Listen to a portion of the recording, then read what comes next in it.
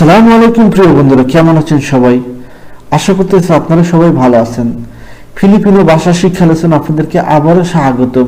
অনেক মাস পর আপনাদের জন্য ফিলিপিনো ভাষা শিক্ষার উপর একটা ভিডিও নিয়ে আসলাম। সো সামনে থেকে ভিডিও দেওয়ার চেষ্টা করব এবং অবশ্যই চ্যানেলটার পাশে থাকবেন এবং অবশ্যই বেল আইকনটাতে ক্লিক দিয়ে রাখবেন। সো চলুন শুরু করি আজকের ভিডিওটা।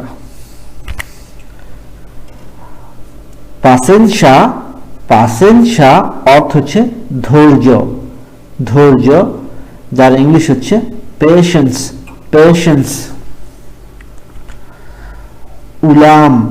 উলাম অর্থ হচ্ছে থালা, যার ইংলিশ হচ্ছে ডিশ।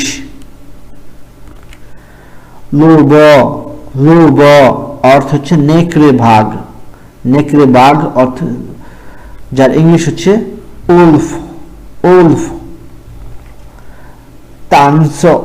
তানসো যার বাংলা হচ্ছে ব্রোঞ্জ, যার ইংলিশ হচ্ছে ব্রোঞ্জ।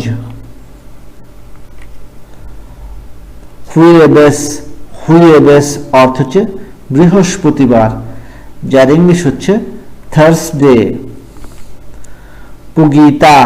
পুগিতা যার বাংলা এবং ইংলিশ হচ্ছে অক্টোপাস।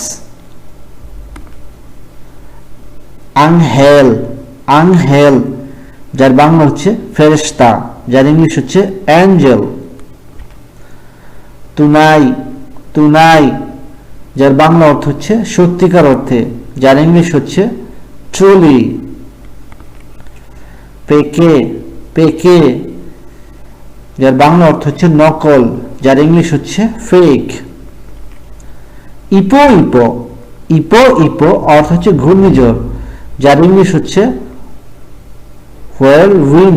whirlwind, যার আরেকটা ইংলিশ হচ্ছে টর্নেডো।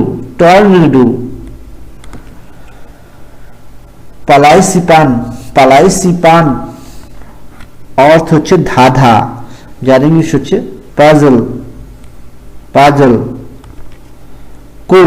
কো অর্থ হচ্ছে আমি, যার ইংলিশ হচ্ছে আই। নানাই অর্থ হচ্ছে মা, ইংলিশ মাদার। সিয়াম নাপু অর্থ হচ্ছে 90, যার ইংলিশ হচ্ছে 90। তাকিব যার বাংলা হচ্ছে আবরণ, যার ইংলিশ হচ্ছে কভার। কারিবাল যার বাংলা হচ্ছে প্রতিদ্বন্দ্বী, যার ইংলিশ হচ্ছে রাইভাল।